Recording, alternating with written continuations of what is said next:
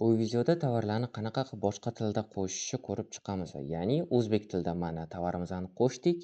Ingliz tilidagi tavsifini, rus tilidagi tavsifini qanaqa qilib qo'shamiz? Mana shu to'g'risida gaplashamiz. Mana ma'lumotlar turibdi, biz bu yerda pastga tushamiz. Tarjimalar menyusi. Bu yerda mana Amerika bayrog'i turibdi, bu yerda Rossiya bayrog'i turibdi. Anglizkini qo'shadigan bo'lsak, ingliz tilida tovar qo'shamiz. Kiramiz. Sizlarda bo'lishi mumkin, men ingliz tilini bilmayman, men rus tilini bilmayman. Qiynalaman, qanaqa qilaydi? GPT yordamida ma'lumotlarni to'liq qo'shishimiz mumkin. Buni ham hozir ko'rsataman. Mana charm hamyon. GPT ga kiramiz. Mana so'radik, ingliz tilida chiqazib berdi. Buni skopировать qilib olamiz va chiqamiz. Mahsulotimizning otiga kiramiz va o'zbekcha otini o'rniga inglizcha otini qo'yamiz. Bu yerda e'tibor beringlar, o'zini faqat ingliz tilidagi nomini qoldirishimiz kerak. Kerak emas so'zlarni olib tashlaymiz. Keyingi qiladigan ishimiz ingliz tilidagi qisqa opsiyaniyani qo'shish. Bunga ham birinchi GPT ga to'liq ma'lumotlar beramiz va shu ma'lumotlarga asoslanib ingliz tilidagi tavsifni yozib ber. Mana ingliz tilidagi opsiyaniyamiz tayyor. Skopировать qilib olamiz. GPT dan chiqamiz va ma'lumotlarni qo'yamiz.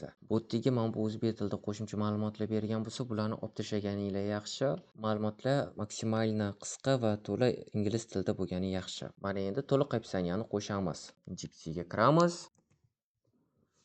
Ingliz tilida berilgan ma'lumotlarni olamiz va to'liq tavsifni qo'shamiz. Opsiyaniyada agar sizga bu narsalar yoqmas yoki o'zimdan qo'shaman deydigan bo'lsangiz, bemalol qo'shishingiz mumkin. Ma'lumotlar qanchalik chiroyli va to'liq bo'lsa, shunchalik yaxshi. Shunchalik mijozlarni topishimiz oson bo'ladi. Shu bilan ingliz tilidagi ma'lumotlarimiz tayyor. Ko'rib chiqish uchun yuboramiz. Xuddi shunaqa qilib biz rus tilidagi ma'lumotlarni ham qo'shishimiz mumkin. Mana shu ChatGPT yordamchimizdan so'rab. Bu uchun mana Translate ga kiramiz va rus tilida opsiyaniya qo'shishni bosamiz. O'zbek tilida qo'shilgan ma'lumotlar saytga o'zbek tilida kirilganda ko'riladi. Ingliz tilida qo'shilgan ma'lumotlar bo'ladigan bo'lsa, saytga ingliz tilida kirilganda ko'rinadi.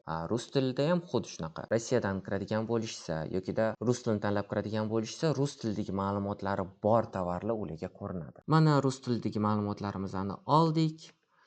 Premium кожаный кошелек otini ham bildik. Xuddi shu ma'lumotlarni tovarning nomiga qo'yamiz, краткое описаниеga qo'yamiz, полное описаниеga qo'yamiz va oxirida отправить на рассмотрениеni bosib qo'yamiz. Bizlar bilan bo'ling va yangi funksiyalar haqida bilib boring.